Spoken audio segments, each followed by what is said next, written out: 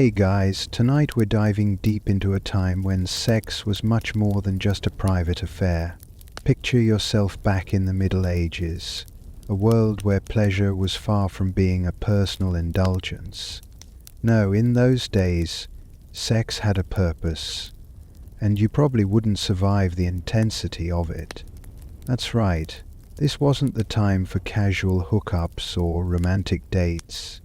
It was a gritty world filled with strange rules, absurd beliefs, and expectations that make us today shake our heads. So, before you get comfortable, take a moment to like the video and subscribe, but only if you genuinely enjoy what I do here. I love knowing who's with me on this journey, so drop a comment with your location and local time. It's always fun to see where you're tuning in from. Now, dim the lights, maybe turn on a fan for that soft background hum, and let's ease into tonight's journey together. The Middle Ages. Oh boy, what a time to be alive, if you could survive it, that is. You may think of medieval knights and grand castles, but let's strip away the fairy tale. Sex in the medieval world, well, that was anything but glamorous. First off, let's talk about attitudes. The medieval period lasted from the 5th to the 15th century, and throughout this time, one thing was crystal clear. Sex was about duty, not pleasure. If you were lucky enough to be married, well, that's when things got interesting. But here's the catch. It wasn't about love, romance, or what we would consider a modern relationship. No, in medieval society, sex was a tool to secure alliances, produce heirs, and obey religious expectations. You see, marriage wasn't about love at all. It was a transaction, an agreement often made for political, financial, or social gain. If you were in the upper echelons of society, marriage could involve large dowries, land deals, or military alliances. Sure, you got a spouse, but you didn't necessarily get someone you could share a nice meal with, or even enjoy a leisurely walk in the gardens. The medieval marriage was a business deal. Take a deep breath, because it gets worse. Your sex life? It wasn't something personal. It was something you did to ensure that your bloodline continued, whether or not you liked it. Historians still argue whether sex during medieval times was strictly for procreation, or if people found small pockets of pleasure within the confines of their marriages. I'll leave that to the experts, but it's safe to say that if you were a peasant, you were just hoping for a roof over your head and maybe a couple of kids to help with the fields. So there you have it. Sex during this era wasn't about fun, it was about survival and fulfilling society's duties. But don't go thinking it was all about the men. Women, oh dear women, they had to deal with something entirely different. You see, their roles were even more limited. A woman's life in the Middle Ages revolved around home and hearth, and while sex was essential for reproduction, it wasn't really theirs to enjoy.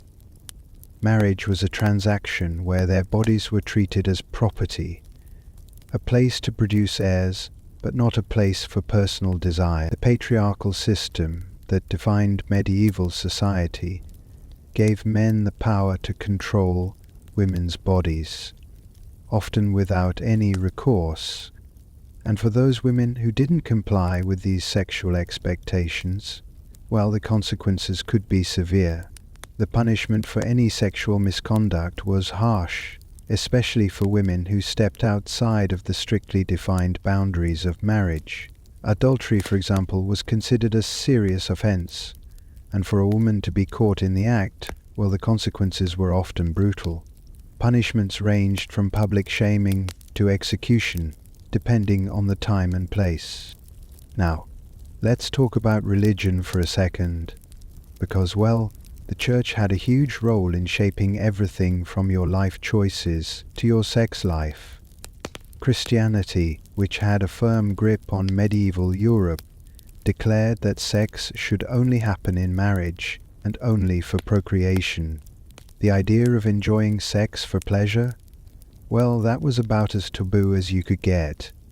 The church believed that physical pleasure was a sin and that the body was something to be controlled. If you indulged in anything other than marital, procreative sex, you risked the wrath of God. And that, my friend, was not something you wanted. But hold on. This isn't just the grim, depressing side of things. There's a quirky tidbit you might find interesting. Despite the church's tight grip on sexual behavior, people still found ways to have a little fun.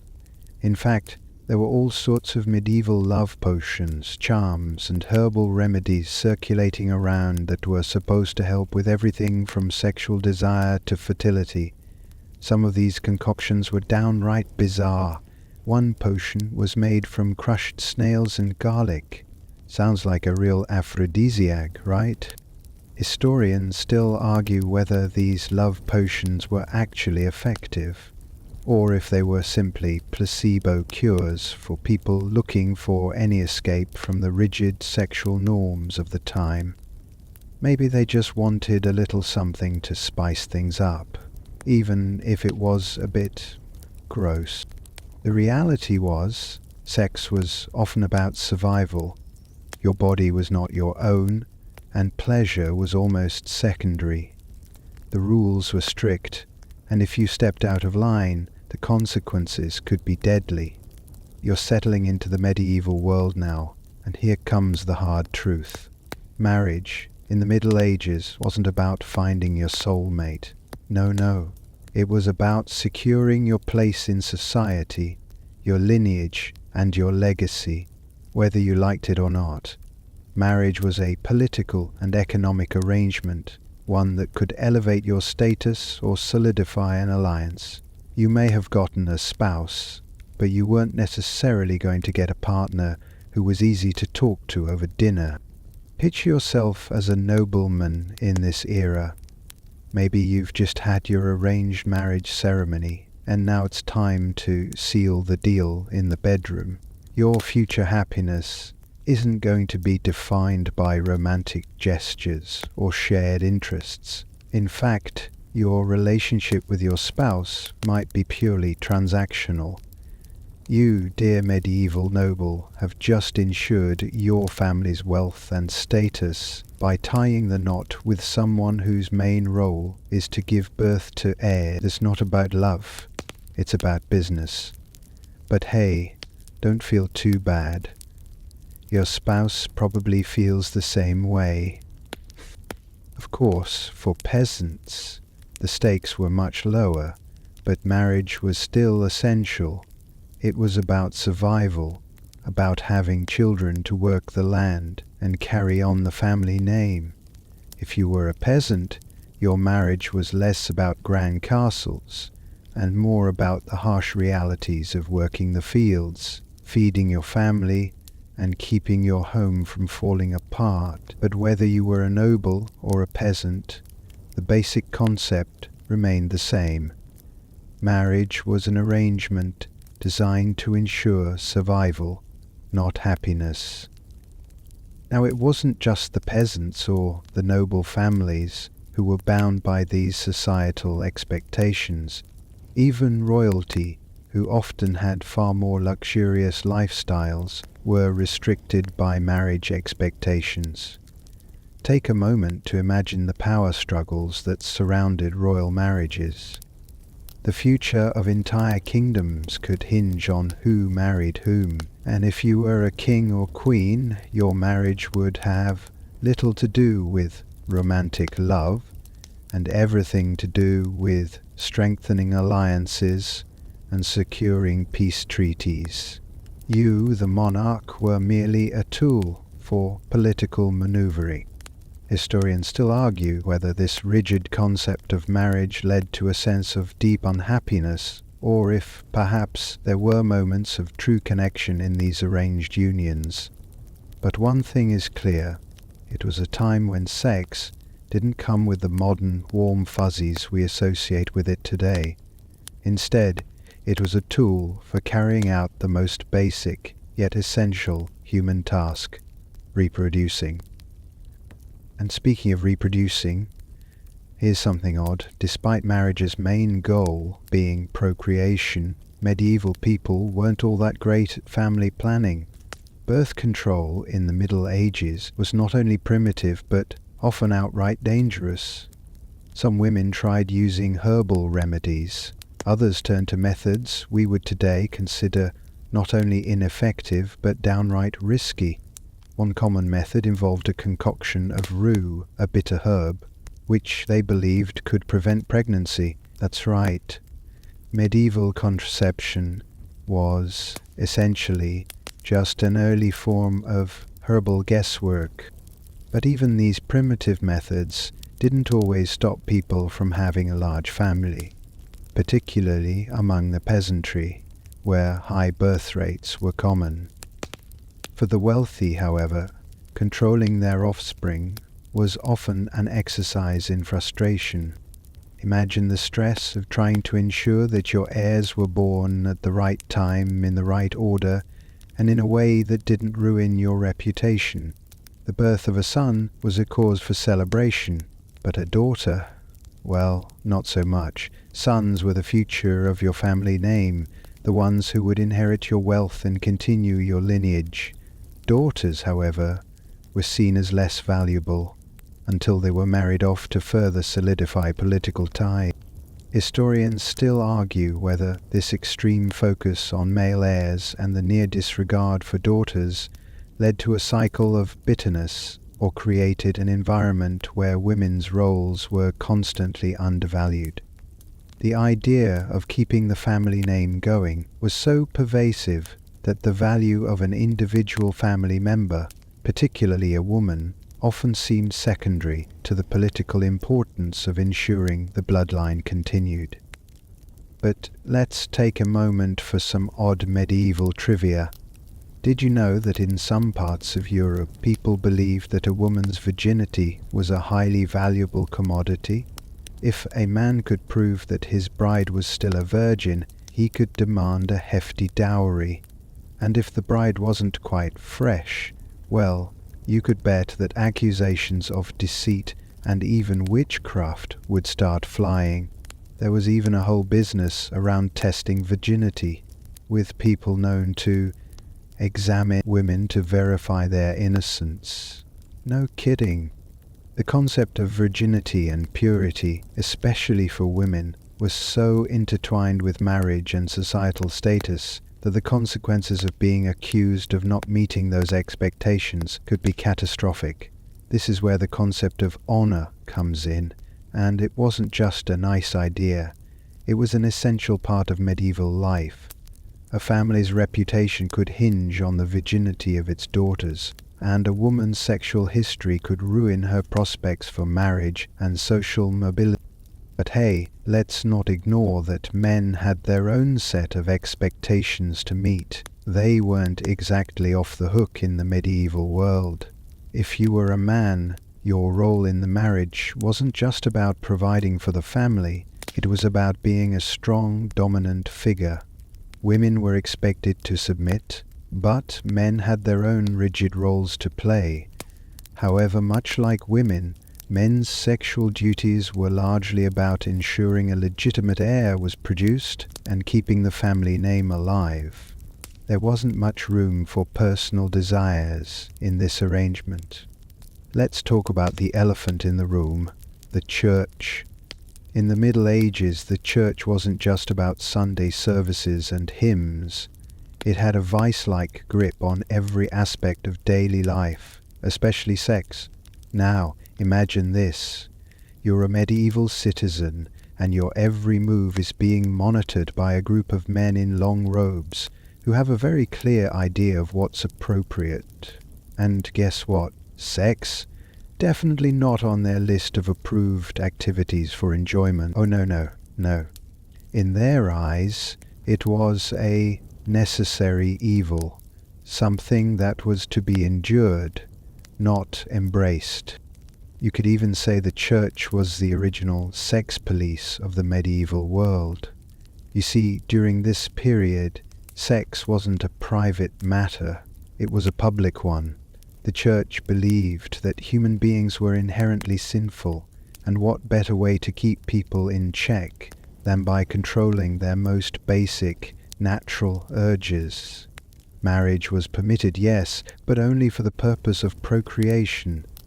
So sex was allowed in marriage, but not for pleasure. Sex was allowed in marriage, but not for pleasure. Nope, there was a big no-no. If you enjoyed it, well, that was considered sinful. Historians still argue whether the church's policies led to the widespread sexual repression of the time, or if it created a more complex and paradoxical approach to sexuality, where people were simultaneously obsessed with and ashamed of sex. Either way, there's no denying that medieval Europe was deeply shaped by religious views on sex. This meant that when it came to relationships, desire was seen as something sinful, and chastity was celebrated as a holy virtue. But here's the kicker. Even though celibacy was preached by the church, it was a hard pill to swallow for most people. And that's where it gets interesting. While the church told people to be chaste, they weren't exactly walking the walk themselves. The clergy, despite their vows of celibacy, were known for indulging in their own pleasures. In fact, some priests and monks were infamous for having secret lovers, and even fathering children, a behavior that would have been completely contradictory to their sacred oaths. The hypocrisy was so widespread that it became a running joke. But what about the extreme cases of chastity, you ask? Well, for some people, the pressure to live up to the church's ideals went to extreme lengths. Take the religious ascetics, for example. These were people who took celibacy and chastity to the highest degree. Some even went so far as to castrate themselves in an attempt to completely rid themselves of sexual desire. Historians still argue whether these extreme acts of self-punishment were a genuine attempt to serve God, or just a way of dealing with the overpowering sense of guilt and shame about sexuality that was prevalent at the time. It wasn't just the clergy who were held to this impossible standard. Society at large was obsessed with sexual purity, especially for women. A woman's value was often measured by her virginity, and if she were to lose her virginity outside of marriage, she could be ostracized or punished severely.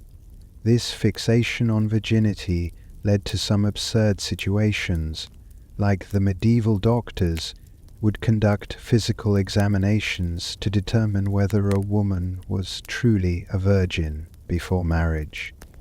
Imagine the horror of being a young woman under this scrutiny, knowing your future depended on something so deeply personal.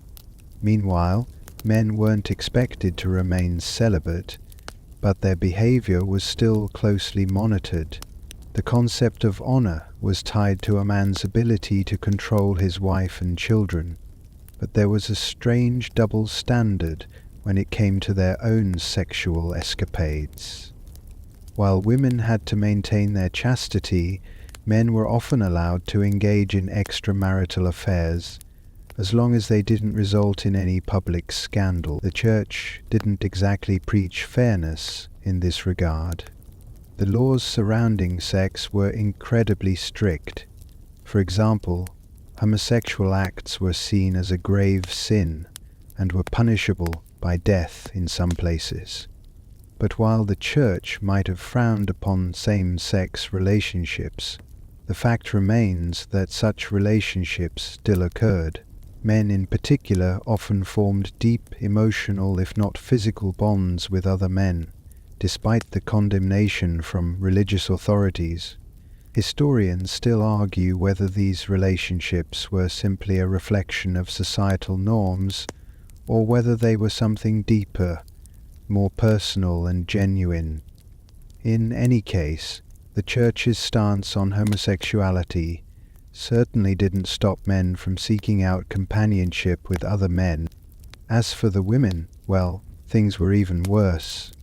The idea of a woman enjoying sex was considered not only sinful, but also dangerous. Women were viewed as temptresses who could lead men astray, and therefore their sexuality had to be tightly controlled. In the medieval period, a woman's sexuality was often seen as a temptation to men, something that had to be kept in check. This led to the idea of women being either chaste, pure, and virginal, or fallen and sinful. There was no room for middle ground, and any woman who stepped out of line was harshly punished. Now here's a quirky tidbit for you. One of the most bizarre aspects of medieval sexual culture was the idea of trial marriages. You see, sometimes couples were allowed to test their marriage by having sex before the wedding ceremony. But it wasn't quite as romantic as it sounds. In some places, the trial marriage was seen as a way to determine if the bride was truly a virgin. And if she wasn't, well, she could be sent away, and the marriage could be called off. With the bride often facing harsh public judgment, imagine the anxiety and fear around something as intimate as marriage. Alright, let's talk about something that really makes you appreciate modern medicine: medieval birth control. Or rather, the complete lack of it. Back then, women were in a constant battle with pregnancy, but the tools they had at their disposal, well, let's just say they were creative, and not in the way you'd hope. You see, birth control in the Middle Ages wasn't exactly about taking a pill or using a condom. Those weren't invented yet, thank goodness. Instead, medieval women relied on an assortment of strange and often ineffective methods to avoid pregnancy. Some of these methods might make you cringe, while others might make you question the logic of medieval life. But hey, when you've got no other options, you'll try anything, right? One of the most common methods was herbal remedies. People in the medieval world were deeply knowledgeable about plants and their medicinal properties, but the science was, well, a bit shaky. Some herbs were believed to have contraceptive properties, such as pennyroyal and rue.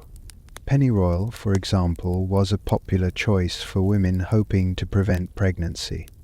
But here's the kicker: it could be toxic if used in large amounts, so the protection it offered came with some pretty serious risks. Rue, another herb, was used by women to induce menstruation, and some believed it could be used to prevent conception.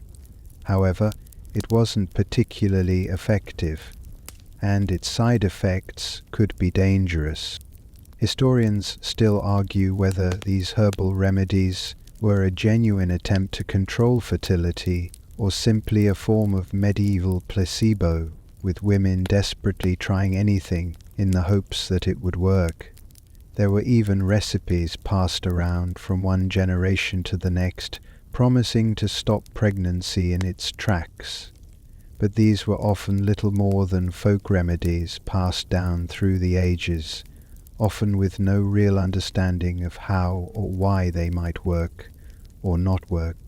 And let's not forget about the more interesting methods. For instance, some women relied on something called a sponge, which was a cloth or sea sponge soaked in vinegar and then inserted into the body. Now, this sounds pretty awful, but it was believed to kill sperm before they could reach the egg.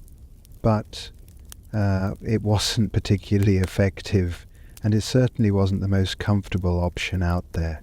Imagine relying on that for your birth control. It was far from perfect, and for many, pregnancy was just an inevitable consequence of having sex. Another bizarre method involved the use of animal dung. Yes, you heard that right. Some medieval women believed that applying crocodile dung to the virginal area could prevent pregnancy. The theory behind this was that the dung would act as a barrier to sperm. Sounds gross, right? Well, it gets worse. Some people believed that the dung would also serve as a form of contraception by creating a sort of toxic environment inside the body that would make it impossible for sperm to survive. No one really knows where this idea came from, but it's a testament to the desperate measures people were willing to try. So, while we might take modern birth control for granted, the medieval period was a time when people had to rely on the most bizarre and ineffective methods to try and prevent pregnancy.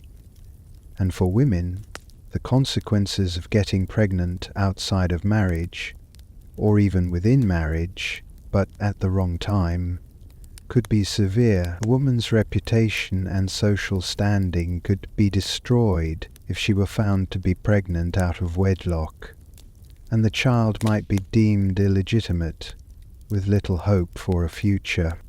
But here's something that's sure to make you appreciate your modern-day options.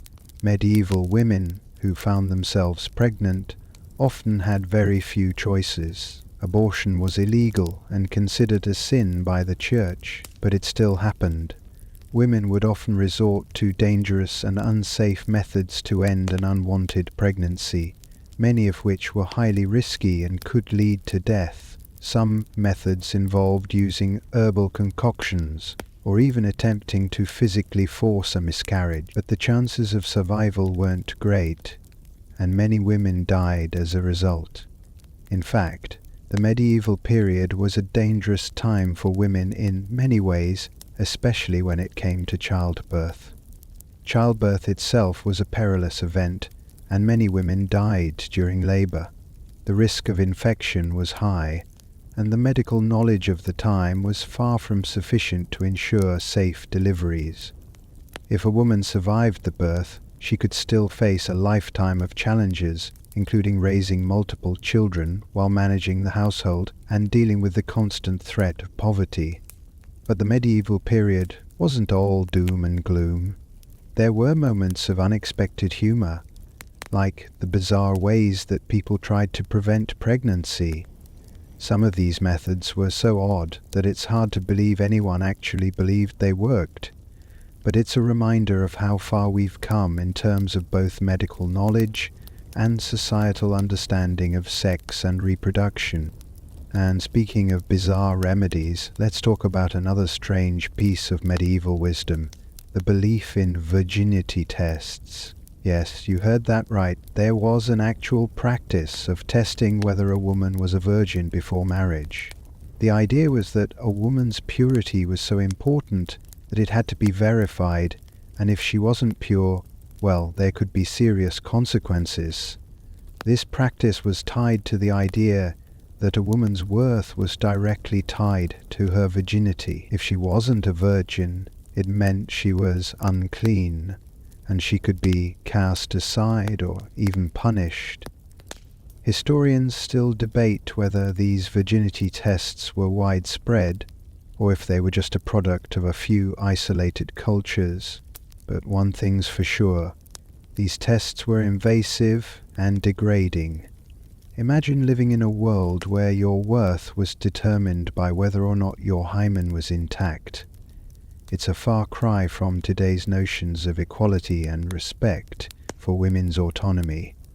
Let's shift our focus now to a group of people who in medieval society had to live under even more intense scrutiny and control than the average person: women.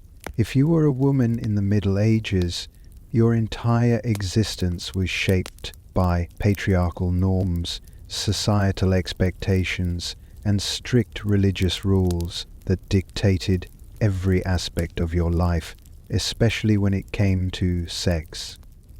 First, let's talk about marriage. As we've already mentioned, marriage wasn't about love or personal choice. It was a social contract, a business arrangement that served to secure your family's status, wealth, and power. You didn't get a say in who you married, and if you were a woman, you were expected to produce heirs. You were, for all intents and purposes, a vessel for procreation. The idea of enjoying sex for pleasure, well, that wasn't even on the table. Your job was simple: get married, have children, and maintain the household. This pressure to marry and bear children came with extreme consequences if you didn't conform. For women, especially those of lower social classes, the alternatives were grim. If you didn't get married and live up to the societal expectations of motherhood, you were often relegated to a life of poverty, isolation, and shame. It wasn't just about personal preference, it was about survival.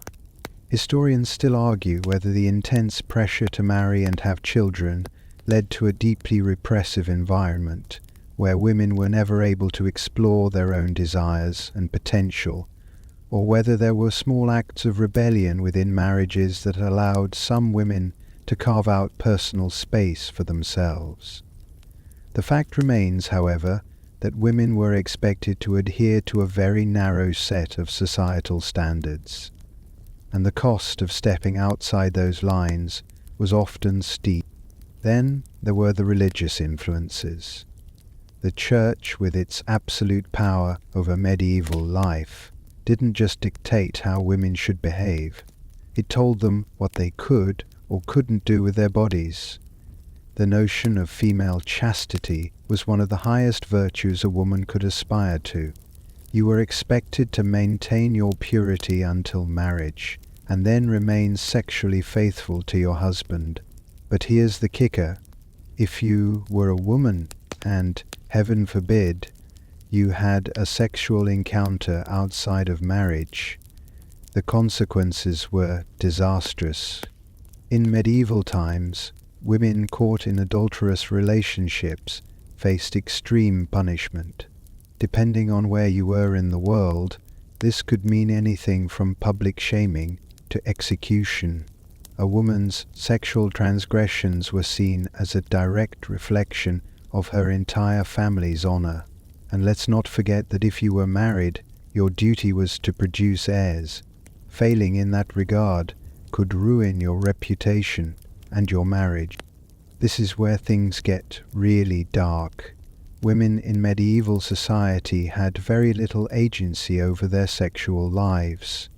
If they were widowed or orphaned, they often had to rely on the kindness of relatives or the church to survive. If they were accused of infidelity, even if it wasn't true, they could be cast aside, branded as fallen women, and left to fend for themselves, in a world that didn't offer them much in the way of protection or opportunities. But what about women who didn't fit neatly into the boxes of wife or mother? What about the women who lived outside of traditional marriages, or those who were widowed? Well, the options weren't good.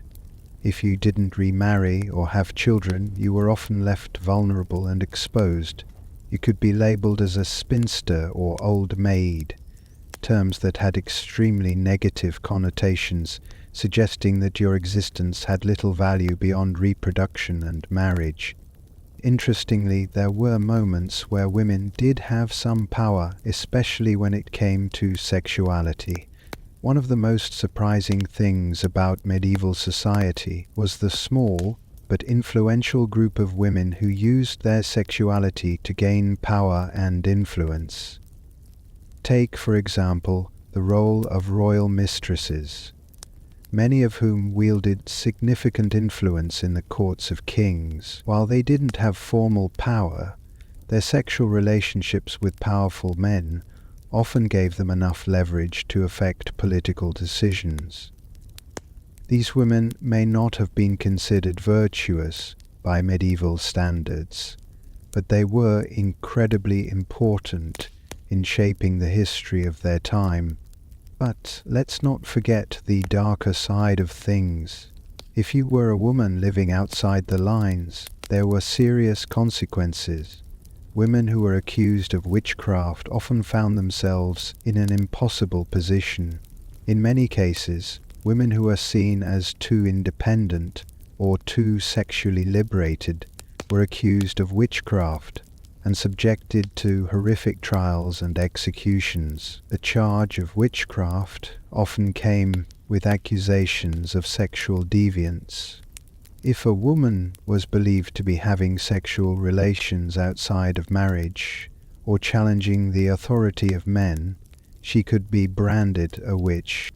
In fact, during the infamous European witch hunts, which peaked in the 15th and 16th centuries, many women were accused of using their sexuality as a tool of evil.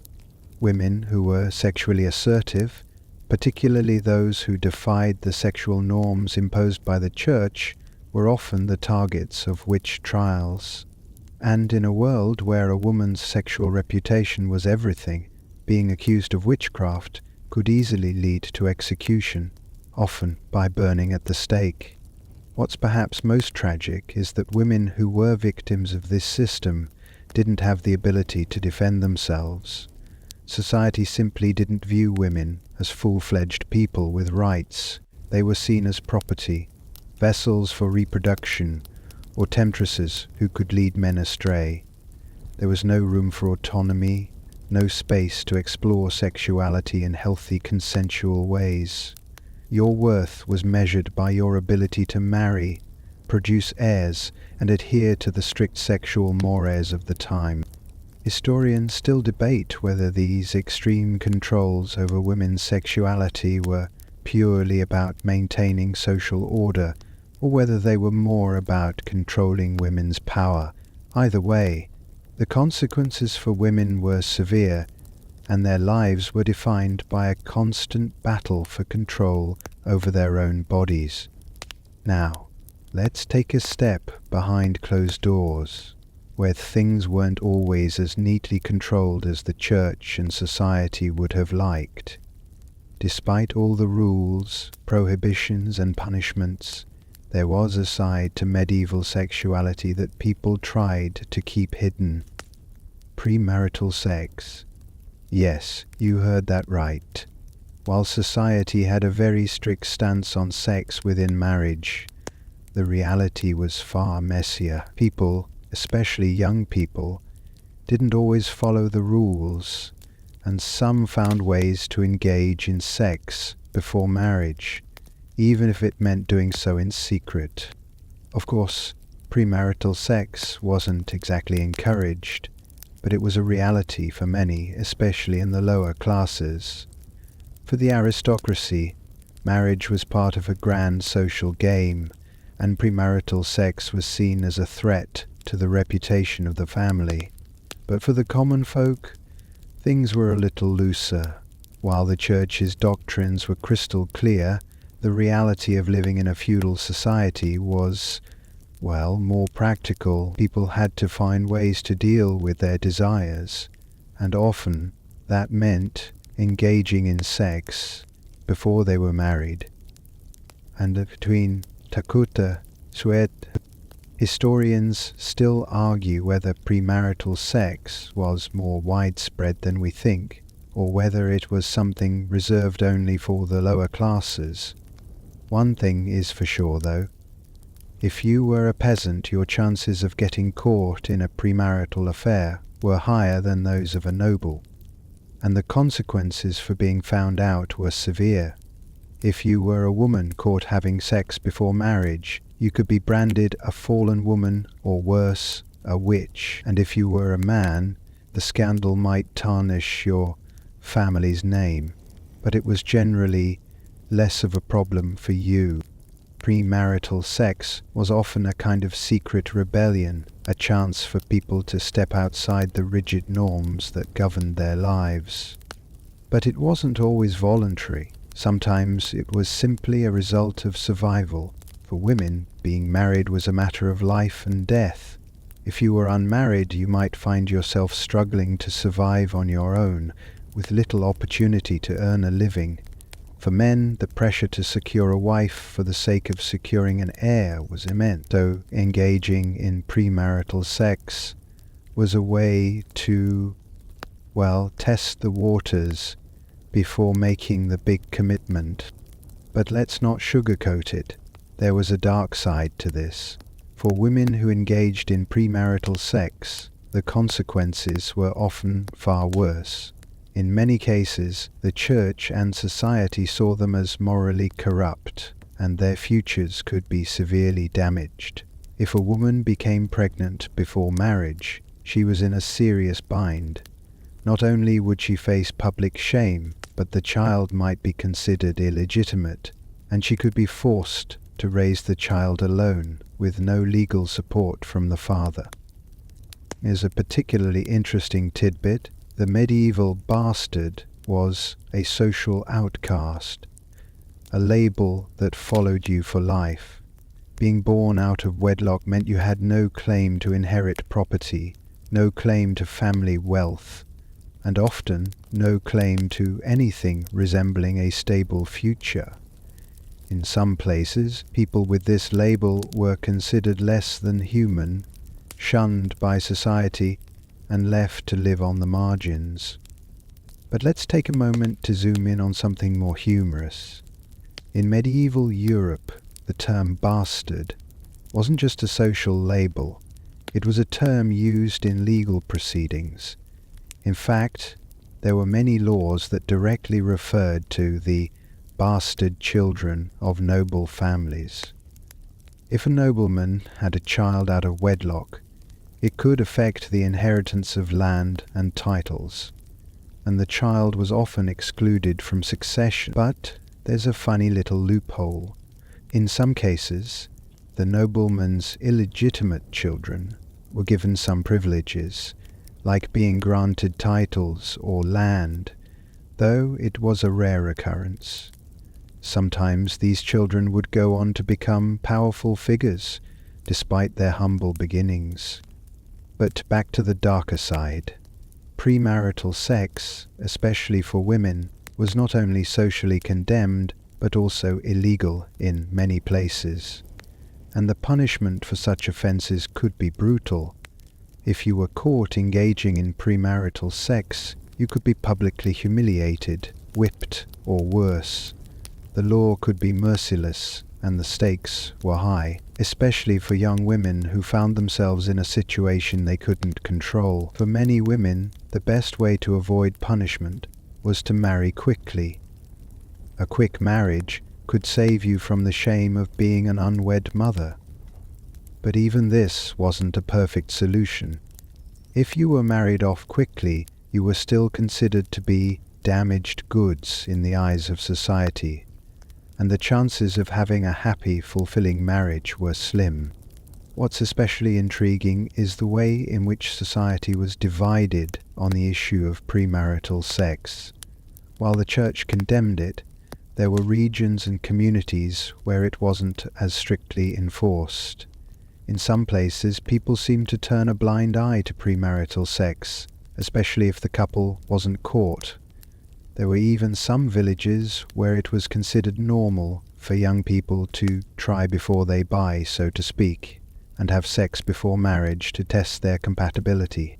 However, even in these more relaxed communities, the consequences of getting caught were severe, and if you were unlucky enough to be accused of premarital sex and didn't have a quick official marriage lined up, you'd be in deep trouble.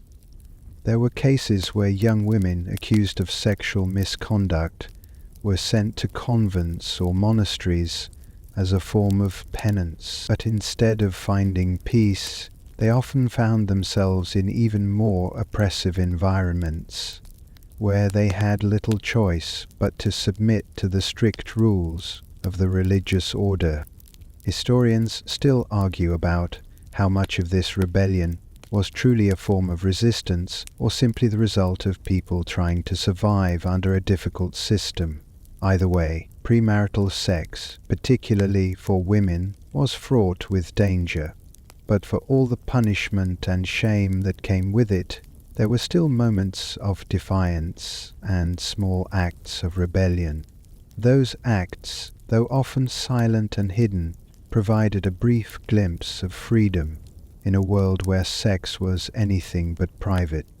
Now let's take a little trip to the royal courts, where things were a bit more complicated and far from straightforward.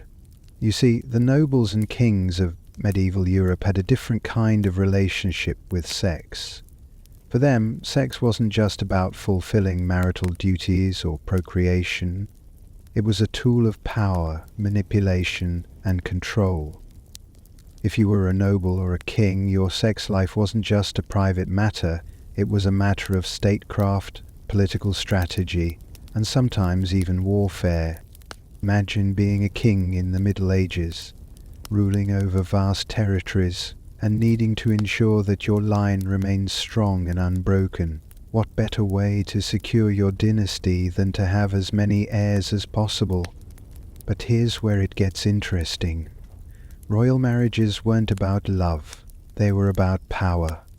A king's marriage was a strategic move, a way to form alliances with other powerful families or nations. And of course, with all these political alliances came the need to keep your line pure, which often meant having children with as many women as possible.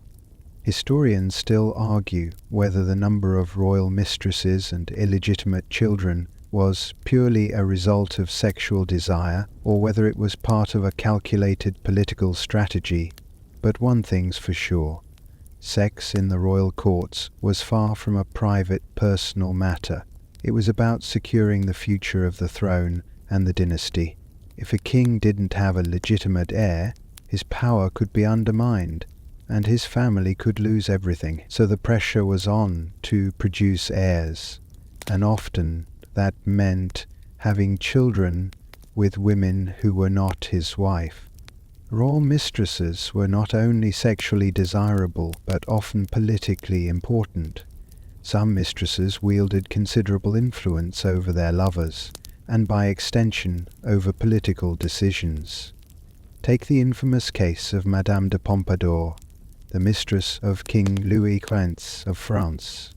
While she may have been more famous for her influence at court than for her sexual relationship with the king, she still used her position as a mistress to secure power and wealth for herself and her family. And let's not forget about the powerful women in medieval Spain, like La Belle Ferronnière, who was known not just for her beauty, but for her ability to manipulate the royal court to her advantage. But while royal mistresses had power, they were also in a precarious position. If they fell out of favor, they could be discarded as easily as they were accepted. The same went for any woman who had the misfortune of being involved in the sexual politics of the royal court. A mistress could easily find herself replaced by a younger, more beautiful woman, and once she was replaced, she had little for women in the royal courts. Their worth was often determined by their ability to fulfill sexual and political expectations. For the queens and wives of kings, things were a bit more complicated. While they had the official title and the legitimacy of the throne, their power often came from their ability to produce male heirs. A queen's worth was judged by how many sons she could give birth to, and if she failed in that regard, her position could become precarious. The pressure on queens to be fertile was immense, and if a queen didn't produce a male heir, she risked being cast aside in favor of another woman. Now, the queen wasn't entirely powerless, and some queens managed to wield significant power, whether through their political acumen or through their ability to manipulate their husbands. Take the famous Queen Eleanor of Aquitaine, for example. She was married to both King Louis VII of France and King Henry II of England, and used her marriages to her advantage. becoming one of the most powerful women in medieval Europe. But even Eleanor's power had its limits. Her marriage to Louis VII was annulled in part because she failed to produce a male heir. And that was the fate of many medieval queens. If you didn't deliver a son, your position could be threatened. But let's not overlook the darker side of royal sex. If a king or noble had a mistress, they weren't exactly confined to discreet relationships. Some kings had many mistresses, and their sexual exploits often became public knowledge. These affairs weren't just about pleasure, they were about power. Kings and queens were constantly entangled in political maneuvering, and their sexual relationships often mirrored the political alliances and rivalries of the time. A king's affair with a noble woman could signal a shift in political power, or the birth of a royal bastard could change the course of history. Royal sex was about more than just sex. It was about shaping the future. But let's get back to the common folk for a moment. While royalty had the luxury of multiple wives, mistresses, and politically motivated sex, the average person was often bound by far more rigid societal expectations. Sex for the peasantry was about survival and procreation, just as it was for the nobility, but with far fewer luxuries. However, there were still ways that people found to assert themselves sexually in a society that sought to control their body. As we've already discussed, premarital sex was a reality for many, and it was one of the few ways that people could express themselves outside the rigid boundaries of marriage. But the nobility had another trick up their sleeves, the infamous bedchamber politics. In some cases, the royal bedroom wasn't just a private space, it was a public one. Kings and queens would hold court in their bedrooms, and sometimes even conduct important political business while in bed. The physical act of sex was sometimes intertwined with diplomacy and politics, creating a strange intersection of personal and political power. In the most extreme cases, kings and queens would use sex as a bargaining chip, offering their mistresses to powerful nobles in exchange for support or land. It was a game of power and manipulation, and those who played it well were often the most successful. And let's not forget the most shocking part of medieval royal sex: royal marriages that were completely unconsummated. If the royal family's political power was at stake, sometimes marriages were arranged without the expectation of sexual fulfillment. This led to all sorts of strange and awkward situations, where kings and queens would live together, rule together, but never share the intimacy of a marriage. The reasons for these unconsummated marriages varied, but often it was a political decision that had more to do with maintaining power than maintaining a sexual relationship. Historians still argue whether these political marriages were a sign of the deep dysfunction of medieval royal life, or whether they were simply another tool in the game of power. Either way, royal sex wasn't just about pleasure. It was a tool used for political maneuvering, for shaping the future, and for cementing the power of the throne. Now let's head to one of the more colourful and sometimes downright scandalous aspects of medieval life: brothels. Yes, brothels, where the laws of sexual morality often took a back seat to cold hard cash.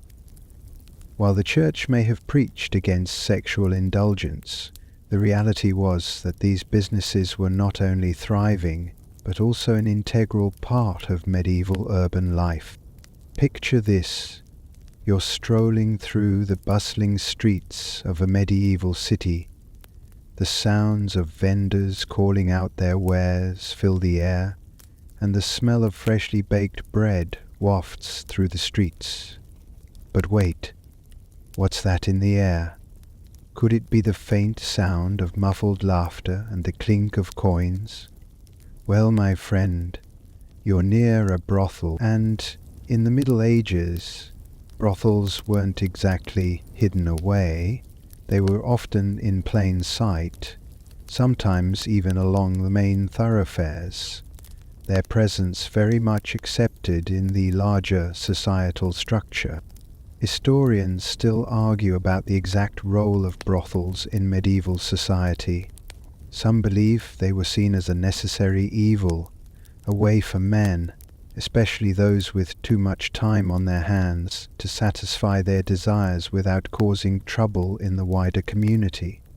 Others think that brothels were part of the complex web of medieval power, serving as a release valve for men who had to adhere to the strict sexual codes imposed by the church and society. Regardless of the debate, one thing is clear: they existed, and they were far more visible than you might imagine. In fact, some cities, especially those with significant merchant populations, had well-established brothels that were licensed and regulated by local authorities. These establishments were required to follow certain rules that may seem strange today, but were perfectly reasonable back then. For instance, brothels were often required to register the women working there, and in some places the workers had to undergo regular health checks to ensure they didn't spread diseases. You might be thinking, well, that's responsible at least, and in some ways it was. But it's also a little hard to imagine the local government sitting down with a prostitute to make sure she was disease-free. However, public health was a serious concern, and the prevalence of sexually transmitted diseases was high in the medieval world. As for the women who worked in these brothels, their lives weren't exactly glamorous. Many of them came from poor backgrounds, and for them, prostitution was often the only way to survive. But what's fascinating is that in some places, brothel workers weren't just seen as lowly outcasts. They had some rights, and in some cases could even gain a degree of protection from the authorities. For example, in some regions, brothel workers were given the right to legal protection from physical abuse. They could demand their wages, and in some instances they could even inherit property, a luxury that most medieval women didn't have. Now, let's pause for a second to reflect on something unusual. While the church condemned prostitution, it didn't exactly stop it from existing. In fact, there's evidence that clergy sometimes used brothels themselves. Some records from the medieval period suggest that certain priests were known to frequent brothels, despite their vows of chastity. Of course, these priests were expected to maintain their spiritual purity, but there was a certain hypocrisy at play, one that was probably well known to the people living in these cities. As much as the church preached against fornication, many of its own members were guilty of indulging in it. This led to an uncomfortable reality. The people who were supposed to enforce moral behavior were sometimes the very ones breaking it. But let's not sugarcoat things for the workers in these brothels. Despite the occasional legal protection, life as a prostitute in the Middle Ages was incredibly hard. In many cases, women were sold into the profession, often as young as 14 or 15. Some were forced into it by family circumstances, while others were simply abandoned by their families due to poverty. And even though they had some legal rights in certain places, they were still seen as inferior by the larger society. They lived under constant stigma, and many had little chance of escaping their circumstances. There were, of course, some women who ran brothels themselves, but for the most part, women had no real power in this industry. They were at the mercy of both the men who paid for their services and the authorities who oversaw their businesses. In many ways, brothels were part of the complex relationship between sex and power in medieval Europe. Sex, while strictly controlled by the church, was still seen as a tool of social regulation. It was something that could be used to control both men and women, particularly women. And while the church preached chastity and virtue, the existence of brothels revealed a different, more complicated reality. People had desires, especially men who, it was assumed, were incapable of controlling themselves, and brothels were the place where those desires could be safely, if that's the right word, indulged. But let's not forget that sex wasn't the only thing going on in these establishments. Brothels were, in some cases, centers of social life. People didn't just come for sex, they came for conversation, companionship, and the occasional drink. In fact, some medieval brothels were said to have a tavern-like atmosphere, with music, dancing, and a general sense of merriment. Of course, these were the rare exceptions, and many brothels were grim, dirty places where women had little choice but to perform for the men who came to see them. What's even more fascinating is the economic aspect of brothels. They weren't just a random, chaotic feature of medieval society. They were organized businesses. Some brothels were highly profitable, and the women working there could sometimes make a decent living, though this was the exception rather than the rule. These businesses were often taxed by local authorities, and the profits would go toward funding various public works. So in a strange way, brothels played a key role in sustaining the medieval economy, even though their very existence was controversial. Historians still argue about the role of brothels in medieval society. Were they merely a necessary evil in a society that couldn't curb its sexual desires, or were they a symbol of the deep hypocrisy of medieval religious and political life? Either way, one thing is clear: the medieval approach to sex, like everything else, was complex and filled with contradictions. Let's take a deeper dive into the less than glamorous world of medieval prostitution, where the line between survival and scandal was often razor thin. While brothels were operating openly, many of the women working in them faced not just physical danger, but social exclusion that left them with very few options. You might think of prostitution as a profession that just involved selling sex, but it was so much more complex and dangerous than that, especially for the women who had no other choice but to enter this profession. You see, prostitution in medieval times wasn't just about personal choice or desire. It was often a matter of desperation. For many women, especially those from the lower classes, prostitution was one of the few ways to survive. If you were a poor woman in medieval Europe, your options for earning a living were limited to a few choices.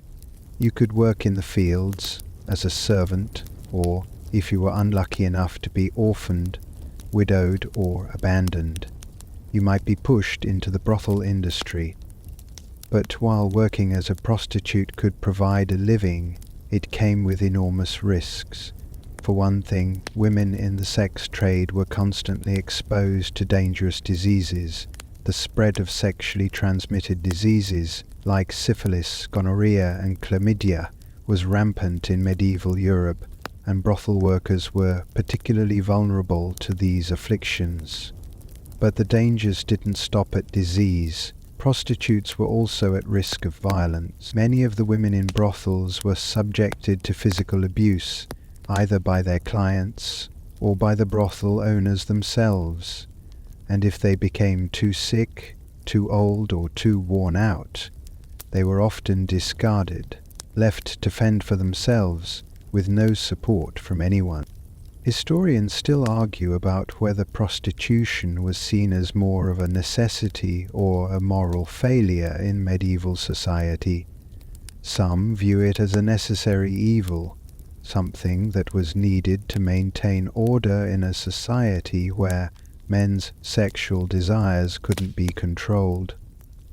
Others see it as a deeply exploitative practice, one that trapped women in a cycle of poverty, violence, and shame. But one thing is for sure, the women who worked in brothels didn't have a lot of choices, and they often paid the price for a system that didn't care much for their well-being. Now let's add a little twist here. What about the idea of legitimate prostitution? In some places, prostitution was regulated, and women were given certain protections. In these cases, brothels had to be licensed, and the women working there had to undergo health checks to ensure they didn't spread disease. It was almost like the state was running its own version of a safe sex industry. But don't get too excited. This wasn't exactly a public health initiative. The main purpose of these regulations wasn't about improving the lives of the women. It was about keeping men's desires under control, while maintaining the facade of social order. In fact, the women who worked in these regulated brothels weren't treated as people with rights and dignity. They were essentially seen as tools for male pleasure and public order. If you worked in one of these brothels, you weren't just selling sex, you were fulfilling a societal function, and that was about all the respect you'd get. Even when brothels were legally recognized, the women who worked in them were still considered inferior, disposable, and, at best, necessary evils. But what happens when a prostitute decides she doesn't want to be used anymore? Well, many women who worked in the sex trade found it difficult to escape. The stigma of being a prostitute was so strong that even if a woman left the brothel, she would still carry the label of fallen woman for the rest of her life. And if a woman tried to leave her brothel job and marry, her past would often make her an undesirable candidate for any respectable man. The unfortunate reality for many women was that once you entered the world of prostitution, it was very hard to escape, especially if you didn't have the support of family or wealth. However, there were a few women who managed to break free from the cycle of prostitution. Some managed to marry up, but that was rare. Others might have found different work or moved to another area, but escaping the stigma wasn't easy. For the most part, though, women in this industry were trapped in a world that didn't offer them much opportunity for escape. The church, of course, preached about redemption, but in practice, most prostitutes found themselves at the mercy of the system, with little hope of achieving any meaningful change in their lives. Here's where things get a bit darker. What happens when a woman no longer has the choice to be a prostitute? In the medieval world, there were instances of women being sold into prostitution, sometimes by family members, but more often by traffickers who saw them as little more than property. This was especially true in times of war, when women were captured and sold into slavery or forced into sexual servitude. The worst part, these women didn't have the option of choosing their fate. They were owned by someone else and had no say in what happened to their bodies. And let's not forget about the double standard at play.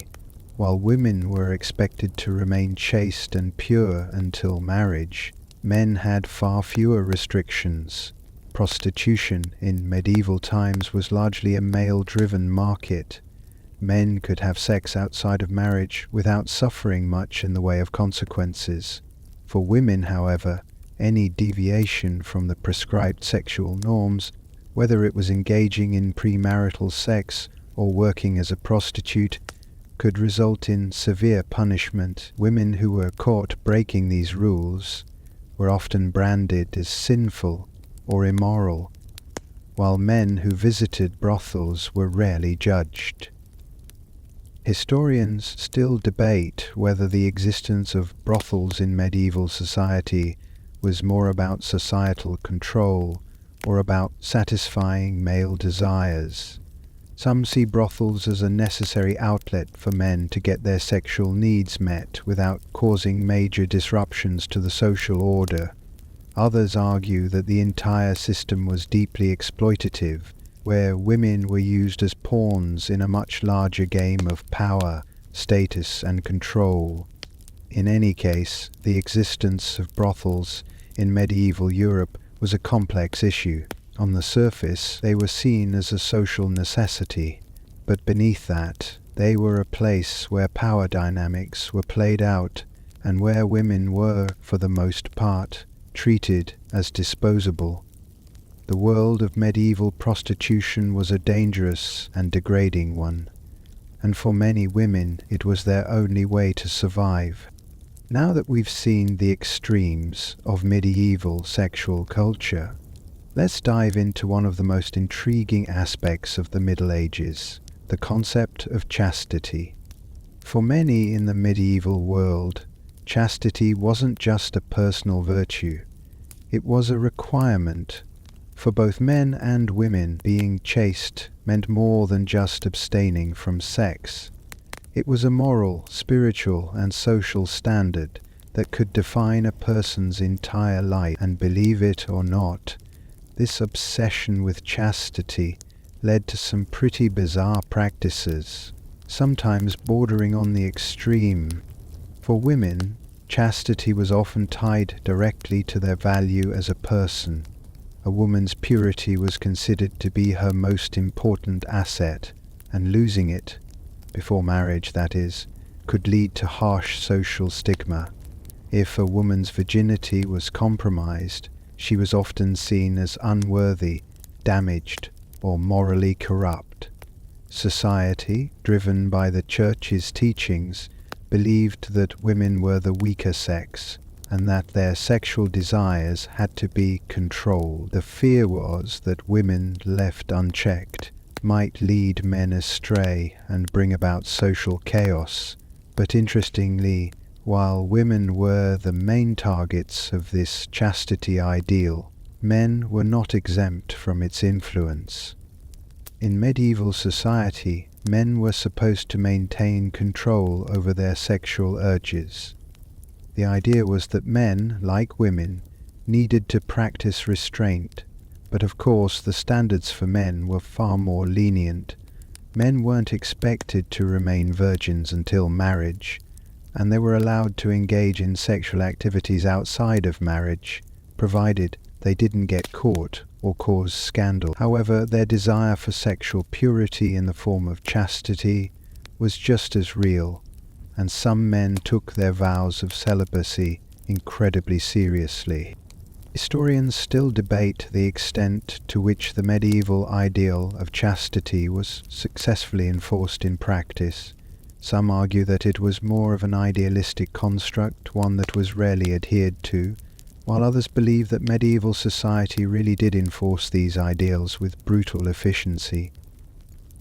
It's hard to say whether these strict standards were largely respected or if they were often bypassed, but it's clear that the concept of chastity was deeply ingrained in the culture.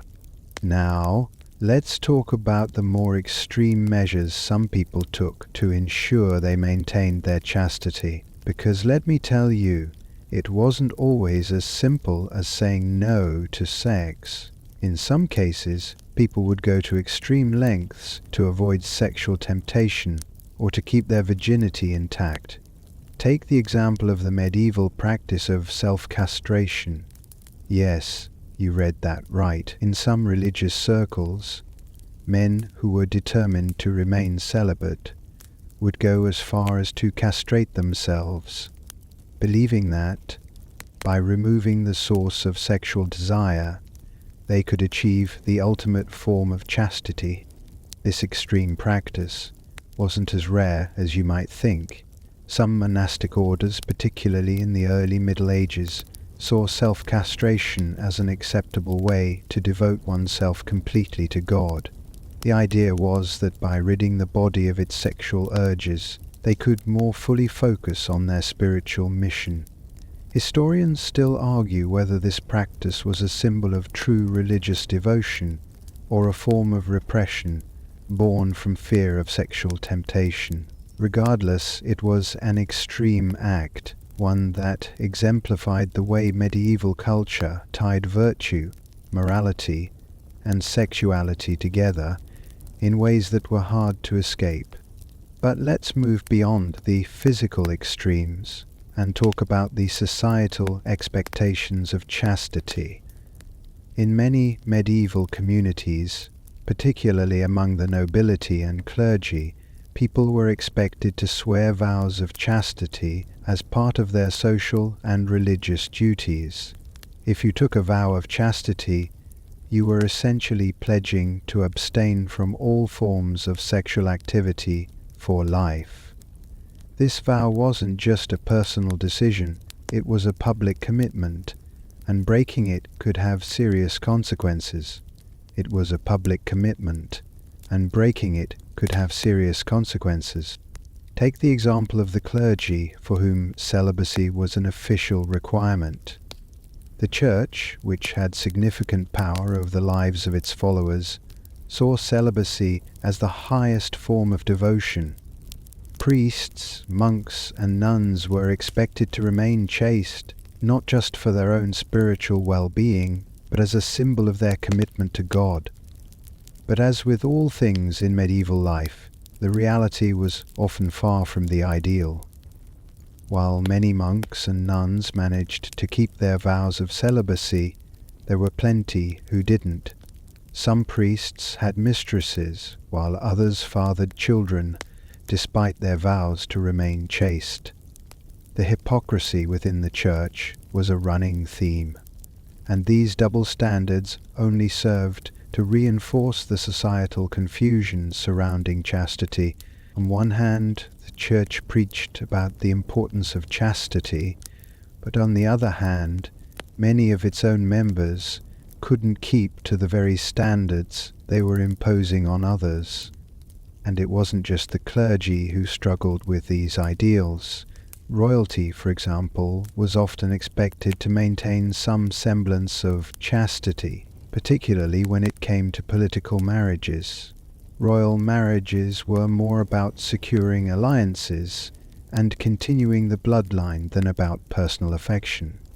However, even the most devout kings and queens often found ways to bypass their marital duties.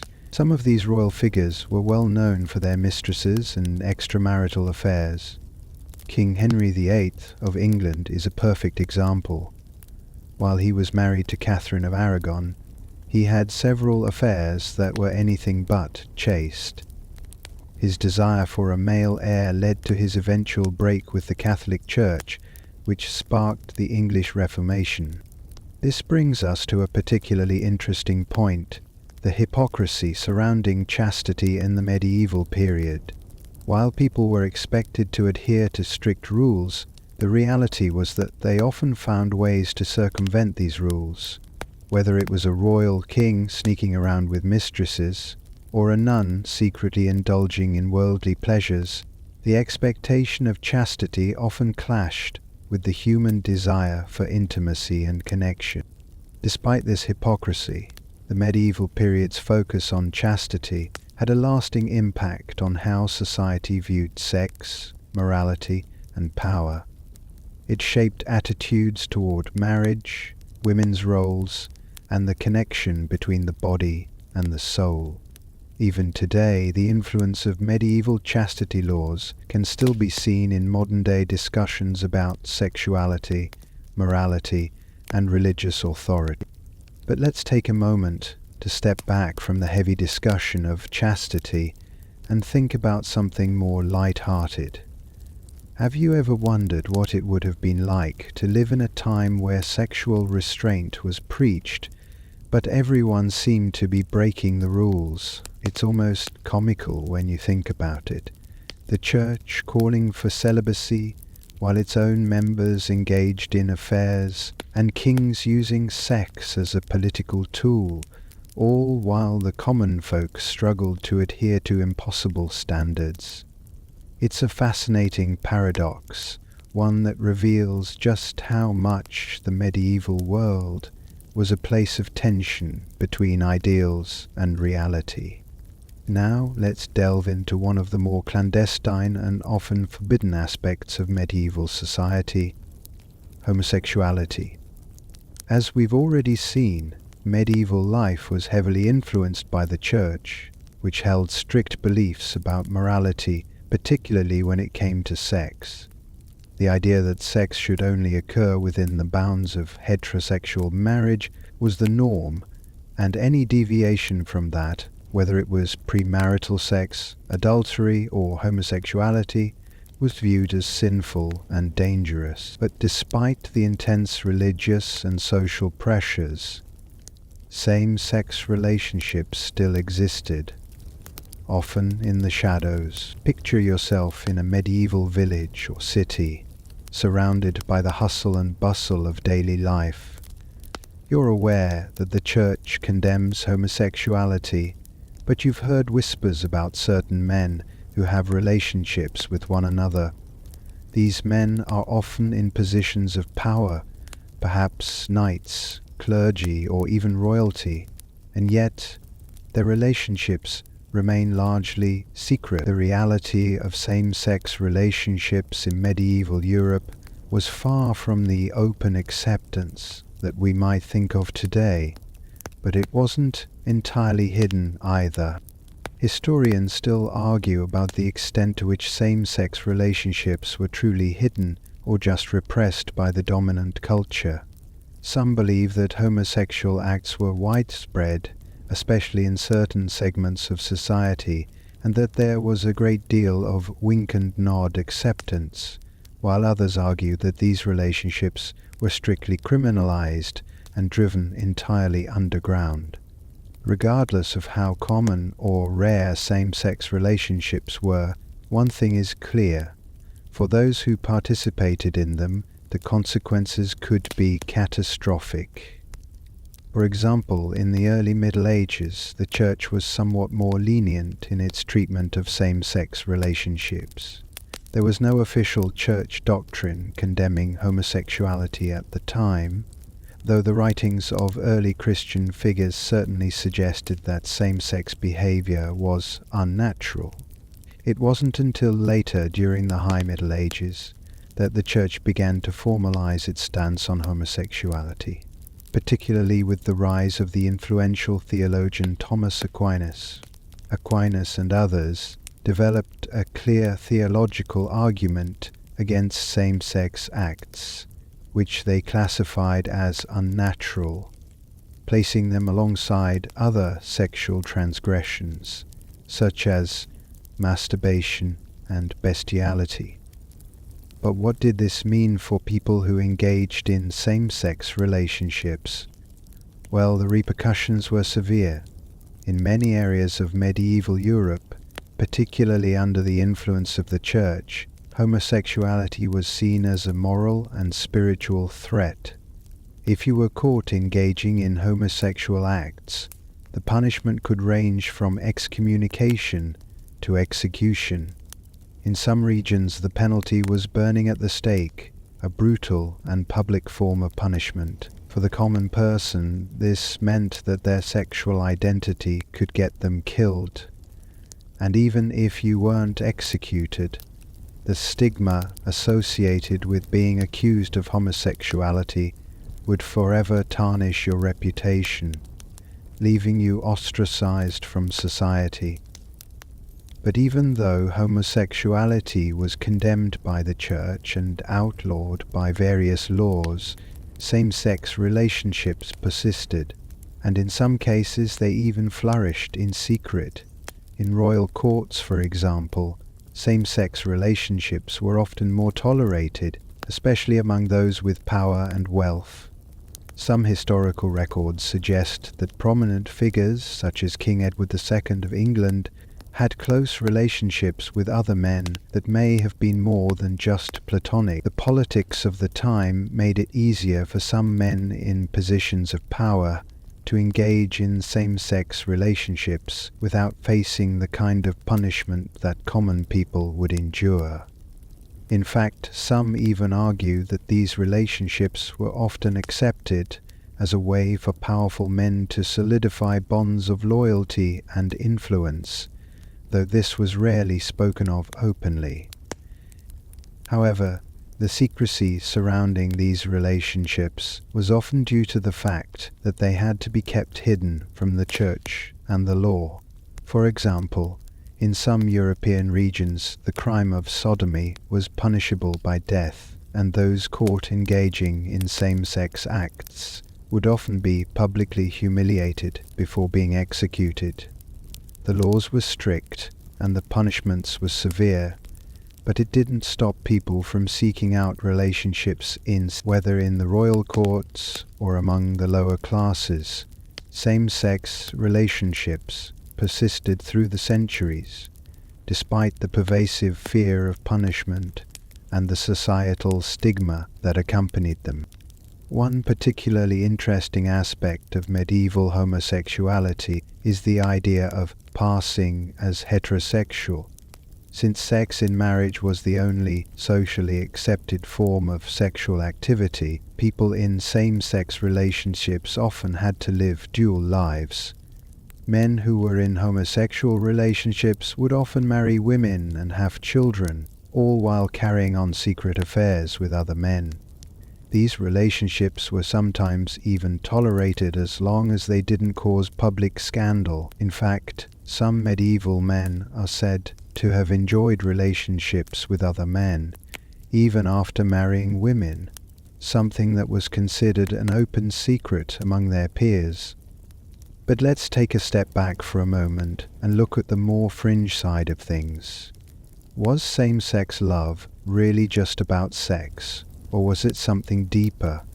Historians still debate whether medieval same-sex relationships were purely about physical pleasure, or whether there was a more emotional or spiritual connection involved.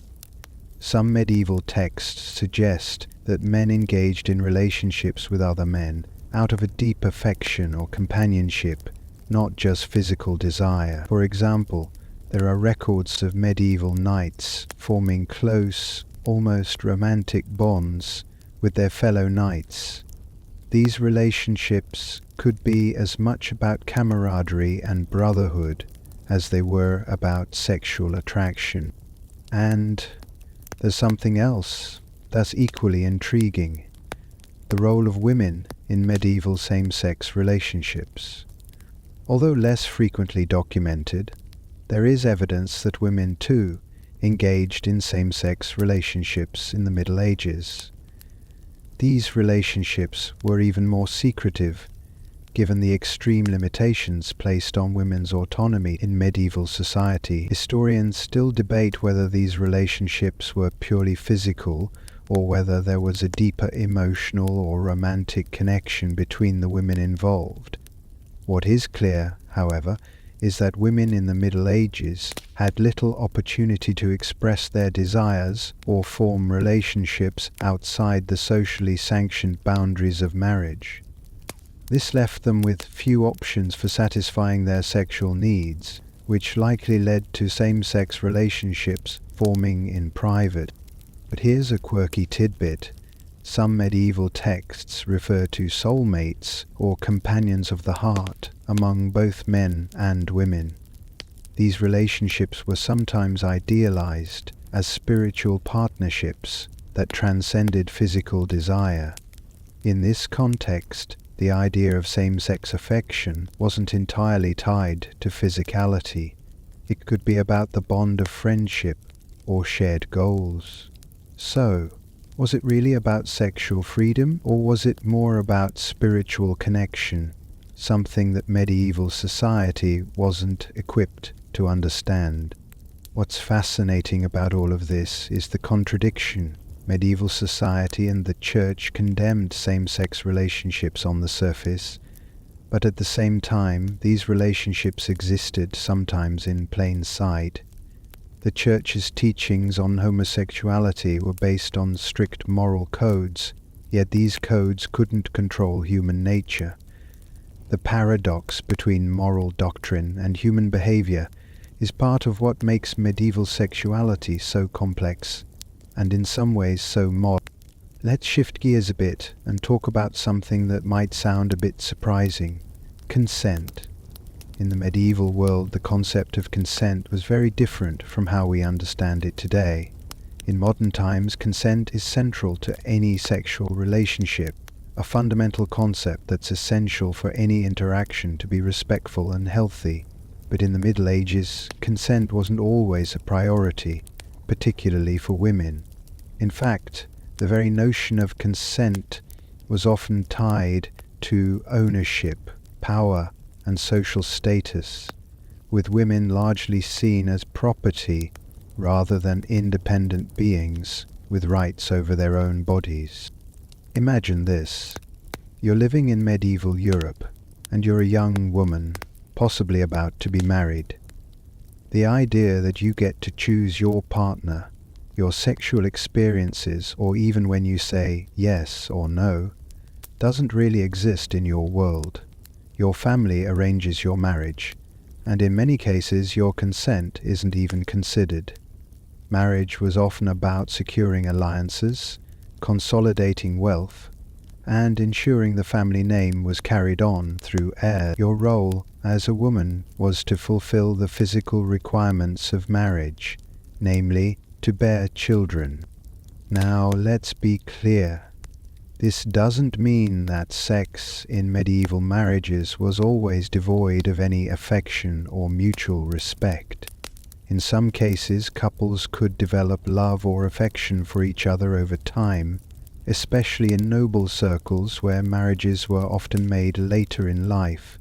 However, the concept of mutual consent in these relationships, particularly in the lower classes, was minimal at best. For the average medieval woman, marriage was not about romance. It was about fulfilling a societal role. And even if she didn't want to have sex, it was still expected of her. Historians still debate the extent to which medieval women had agency in their sexual lives. Some argue that women were often more passive and powerless in their relationships, while others suggest that some women had ways of asserting control over their sexual choices, even within the constraints of marriage. But regardless of how much influence a woman might have had in her marriage, the concept of sexual consent as we know it today simply didn't exist in the same form. The lack of consent extended beyond marriage as well. When it came to sexual violence, particularly rape, medieval society had a very different view than we do today. In many cases, rape was not seen as a crime of violence against the victim, but rather a crime of property. A woman's virginity and chastity were considered the property of her father or husband, and if someone took that from her, it was viewed as a violation of that ownership, rather than an assault on her autonomy. If a man raped a woman, he wasn't necessarily violating her personal rights. He was violating the rights of her male guardian. But there were some rare cases where women could seek justice. In medieval courts, there were occasional instances where women who had been assaulted could bring their cases to trial, especially if the perpetrator was a noble or someone of high status. However, the idea of women truly having control over their own bodies and the right to say no was for the most part non-existent. In fact, if a woman was caught having sex outside of marriage, whether it was consensual or not, she could face severe punishment, often more than the man involved. And then there's the strange case of women and their supposed lack of sexual desire. The Church, which played a dominant role in medieval life, perpetuated the idea that women were sexually passive, that their desires were either non-existent or to be repressed. This is where things get truly bizarre, because while women were often taught that their sexual desires should be suppressed, they were also often blamed for men's lustful behavior. Women were expected to act as the moral gatekeepers of society, preventing men from indulging in their sinful desires. And when they failed, well, they were branded as temptresses or fallen women. But men, well, for the most part, they had a lot more freedom when it came to sex. While premarital sex and adultery were still frowned upon, the pressure for men to remain chaste or sexually controlled was significantly less than it was for women. In fact, in many cases, men's sexual urges were seen as a natural part of life, something that could be satisfied through a range of means, whether through marriage, mistresses, or, of course, prostitution. There was even some historical suggestion that men, especially those in the aristocracy, had a certain level of tolerance when it came to their sexual indiscretions. Historians still argue whether medieval men were truly able to act out their desires with less social stigma, or whether their actions were simply tolerated by society's elites. Some believe that the Church's teachings allowed men to indulge in sexual experiences outside of marriage, while others think that medieval society imposed strict rules on men as well, though far more lenient than for women. And now, here's something fascinating. The medieval period had an odd relationship with the concept of sexual temptation. Men were encouraged to seek sexual satisfaction in ways that were deemed acceptable within marriage, through extramarital affairs, or through the use of brothels. However, if a man was caught in an affair, particularly if it was a public scandal, his reputation could be severely damaged. For women, on the other hand, the bar was set much higher. Women's sexual purity was seen as vital to the family's honor, and any hint of sexual deviance, whether consensual or not, could result in their social exile. So where does that leave us in the context of medieval consent? It's clear that the concept of consent as we know it today was not part of the medieval mindset. Women were expected to endure sex and marriage for the good of society and family, while men's sexual desires were often seen as natural, even if they were indulged outside of marriage. The complex dynamics between power, gender, and consent in medieval society left women with very little control over their own bodies. What's perhaps most striking about all of this is the lasting impact it had on societal norms about sex and marriage. While we've made strides in modern society toward understanding consent and sexual autonomy, many of these medieval ideas about sex, power, and morality still linger in the background even today. Let's now step into the darkness of medieval life, the intersection of witch hunts and sexuality. Now, I know what you're probably thinking. Witch hunts? How does that relate to sex? Well, in the Middle Ages, accusations of witchcraft were often deeply tied to a person's sexual behavior, especially for women, in a time when sexual freedom was severely restricted. Women who defied societal sexual norms, whether through sexual independence, knowledge of herbal remedies, or even having non-traditional sexual relationships, were often accused of witchcraft. Picture it.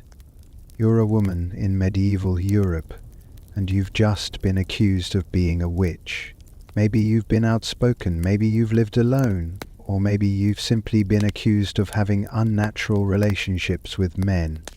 In the eyes of the church and society, you could be labeled a witch, and that label would bring with it terrifying consequences. Witch hunts in the medieval period were not just about belief in magic, they were about control, they were about enforcing conformity, especially when it came to women's sexual and reproductive lives. Historians still argue about the extent to which sexual deviancy played a role in medieval witch hunts, but one thing is certain: women who were seen as sexually unruly were often among the first to be accused of witchcraft.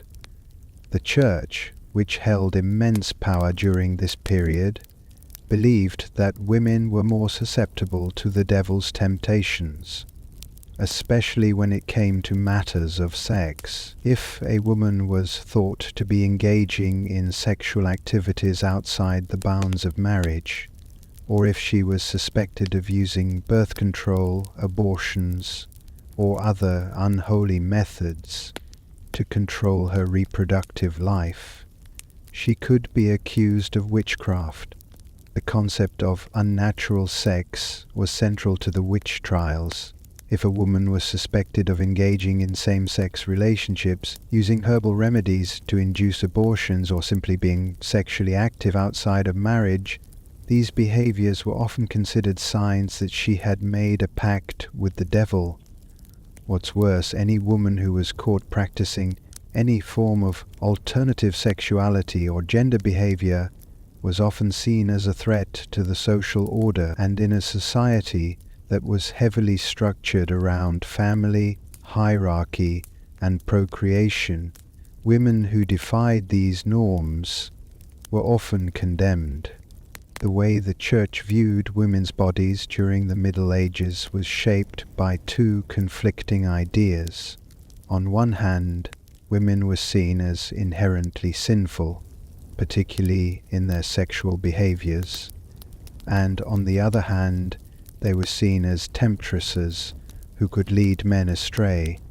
This duality created a situation in which women's sexuality was always under suspicion. If you were a woman who chose to live alone, had unconventional relationships, or didn't follow the prescribed roles of marriage and motherhood, you could easily become the target of an accusation. What's even darker is the specific sexual accusations that were leveled during witch trials. Some women were accused of engaging in unnatural sexual acts, such as bestiality, which was often associated with witchcraft. Others were accused of using spells or potions to seduce men or manipulate their sexual desires. These accusations were often used as evidence of a woman's supposed pact with the devil. Once accused, women were subjected to horrific torture to extract confessions, including being burned at the stake, drawn and quartered, or drowned. In fact, the medieval practice of trial by water was often used to determine if a woman was a witch. If she survived being thrown into a body of water, she was declared guilty and executed. If she drowned, well, the Church believed it was a sign that she was innocent. Talk about a lose-lose situation. Now let's zoom in on some bizarre and fringe beliefs about sex that played into these witch trials. Some medieval texts claim that witches could use sex as a form of sorcery. In particular, the belief was widespread that witches had the power to cast spells using sexual intercourse. The idea was that witches could control men through magical sexual relations, often using sexual prowess to cast spells or curse their victim. This bizarre concept led to the idea that women, through their sexuality, could wield a dangerous kind of power, a power that threatened the very fabric of medieval society. But here's a little-known tidbit. These beliefs weren't just isolated to the Church. In fact, the idea of women using sex for sorcery was widely accepted across medieval Europe. Witchcraft and sexuality were so entwined that many women accused of being witches were also accused of engaging in diabolical sexual acts, including orgies with the devil. It's hard to imagine now, but in the minds of medieval authorities, sex was not just a personal activity, it was a powerful force that could be manipulated by witches to destroy society. What's fascinating is that some of the accusations against women involved not just sexual transgressions, but also their ability to heal. If a woman had knowledge of herbal remedies, or was known to help women with childbirth or menstrual pain, she could be labeled a witch. In some cases, women who practiced midwifery or knew about contraception were viewed with suspicion, as their knowledge was seen as a threat to the Church's control over reproductive matters. Women who had the knowledge to control their fertility or who assisted others in doing so were particularly vulnerable to accusations of witchcraft. It's not just that these women were engaging in unholy acts. They were challenging the deeply ingrained gender norms that restricted women's agency. If you lived outside of the prescribed roles of marriage and motherhood, you were seen as a threat to the established order. This not only led to the deaths of countless innocent women, but also created a culture of fear and repression that kept many others from challenging the status quo. The fear of being accused of witchcraft, especially for women, was enough to keep most people in line, unwilling to speak out or seek control over their own bodies. But let's take a moment to look at the impact these witch hunts had on society. The widespread fear of witches and the demonization of women's sexuality led to a huge crackdown on female independence. Women who had knowledge of herbs, childbirth, or contraception were targeted. Those who lived alone, were unmarried, or simply did not conform to traditional gender roles were often seen as threats. These trials were not just about punishing individuals for perceived immorality. They were a way of controlling women's bodies, their sexuality, and their role in society. Historians still debate the underlying causes of the witch hunts. Was it purely religious fervor, or was it about societal control, gender, and power? Some believe the witch hunts were a way for men to maintain their dominance over women by labeling them as dangerous and inferior. Others argue that the witch hunts were a reflection of deep fears about social order and the dangers of unregulated sexuality. Either way, it's clear that the sexual repression and fear of female power that were prevalent during the medieval period had a profound effect on how women were treated and how their bodies were controlled. Now, let's talk about one of the most paradoxical yet fascinating aspects of medieval sexuality: the idea that, with all the diseases, restrictions, and societal rules, you probably wouldn't have survived medieval sex. Yep, you heard that right. The medieval world, despite its outward displays of social order and religious piety, was also a place filled with sexual dangers that could easily take you out, whether it was the risks of contracting deadly diseases, navigating the complex web of laws and punishments, or simply dealing with the fact that sexual agency was almost entirely out of your hands. Surviving medieval sex was no small feat. Let's start with the first and most obvious danger: disease. The medieval period was a time of rampant and often deadly infections, and sexually transmitted diseases, STDs, were no exception. Without the benefit of modern medicine, people in the Middle Ages had no idea what was causing the spread of these diseases or how to prevent them. The most infamous of these diseases was syphilis, a bacterial infection that spread across Europe after its introduction from the New World in the late 15th century. But before syphilis made its appearance, other STDs like gonorrhea, chlamydia, were already plaguing the population, often with no way to treat them. Infected individuals faced horrible consequences, and in many cases STDs were fatal. It wasn't just sexually transmitted diseases that were a problem. The conditions in which people had sex made it even worse. Hygiene was not exactly a priority in the medieval world, and there was little understanding of the importance of cleanliness when it came to sexual health. Imagine being in a dark, cold, and unsanitary medieval house or brothel, where you have little to no access to clean water. The chances of contracting a disease, especially during intercourse, were extremely high. In fact, many medieval people believed that certain diseases were caused by bad air or spiritual imbalance rather than poor hygiene or germs, adding another layer of confusion and danger to the situation. But even if you managed to avoid disease, there were other, more immediate dangers to navigate. One of the most notorious aspects of medieval sex was the lack of consent, especially for women.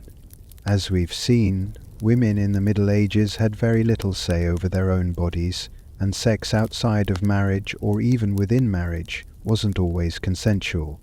If a woman was married, she was expected to have sex with her husband, regardless of her personal feelings or desires. Failure to comply could result in social ostracism, public shame, and even punishment.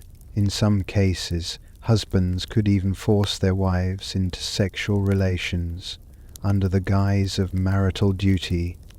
The concept of marital rape didn't exist, and women were expected to bear children for the good of the family or the kingdom, regardless of the cost to their own well-being. And if you were a woman who didn't want to marry at all, well, your options were limited. Women had little control over their sexual lives, and the idea of remaining sexually autonomous was practically unheard of. Even if a woman was unmarried and living independently, societal pressures and religious dogma made it incredibly difficult to avoid the pressure to marry and produce heirs. For those who did manage to avoid marriage, the idea of engaging in sex outside the accepted bounds of marriage was viewed as shameful and sinful, and could lead to charges of witchcraft, as we've already discussed. For men, while their sexual agency was certainly more accepted, they too faced social and religious pressures to act within the constraints of marriage, especially in the more public eye. If a nobleman or royal figure was caught with a mistress or involved in an extramarital affair, it could lead to political scandal or even social ruin. And let's not forget the very real risks of childbirth. For women in medieval Europe, pregnancy and childbirth were often deadly. Without the knowledge of modern medicine, there were very few ways to ensure a safe delivery. The maternal mortality rate was high, and many women died in labor, often due to infections or complications that we would easily treat today. In some cases, women were even forced to give birth without any assistance or comfort, depending on their social status. And if you were a peasant woman giving birth in a filthy, unsanitary environment, the chances of survival were even lower. So, while sex might seem like a simple biological process, for many in the Middle Ages, it was fraught with danger at every turn, especially for women who bore the brunt of the risks. But even the men weren't safe from these dangers.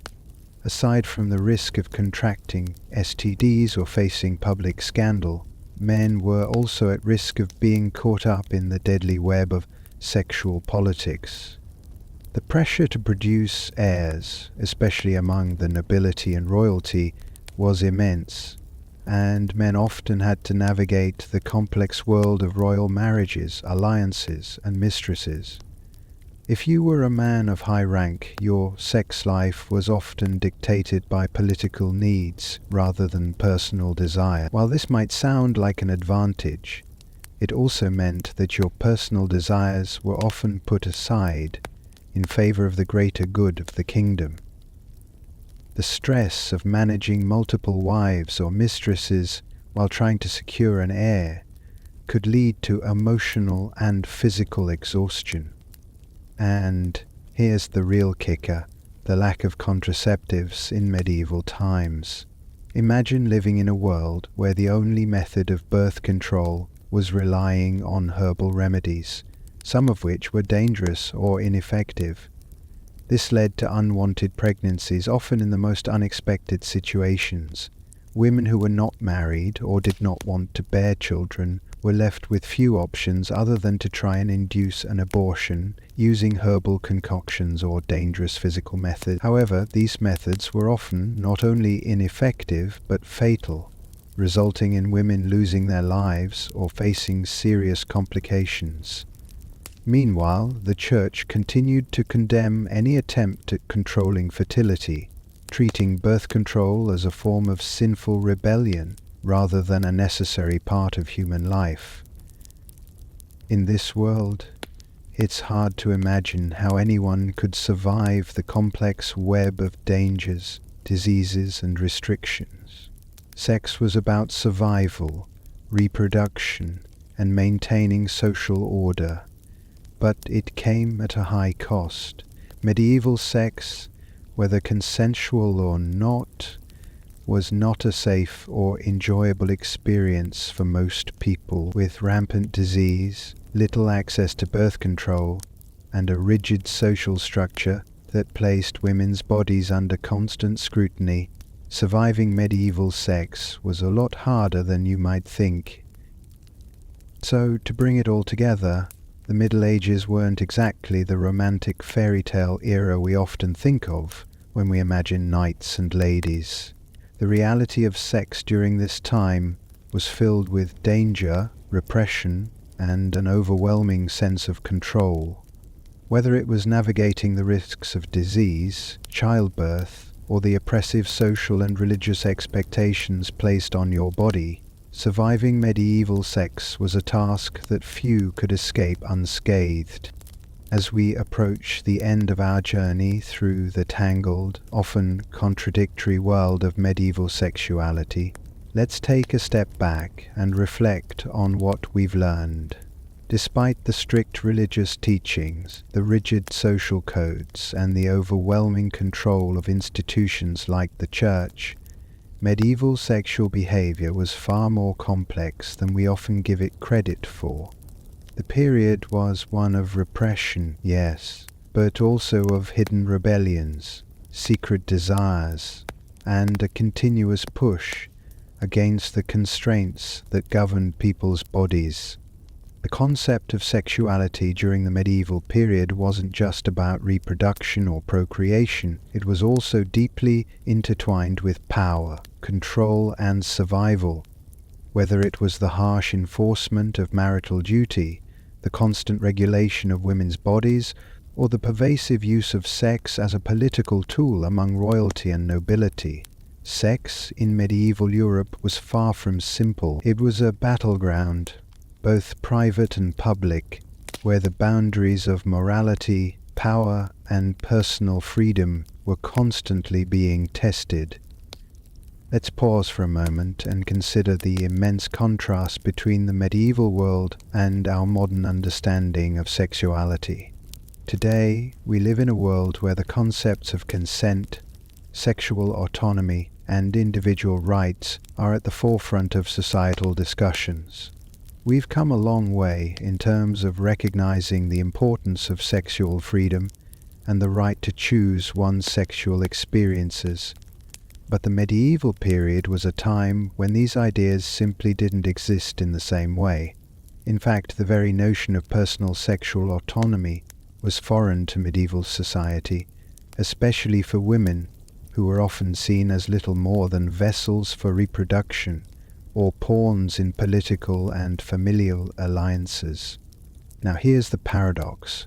While medieval society seemed obsessed with controlling sex, there were still spaces where sexual expression flourished. These spaces, like the hidden world of brothels or the secretive affairs among royalty, revealed the true nature of human desire.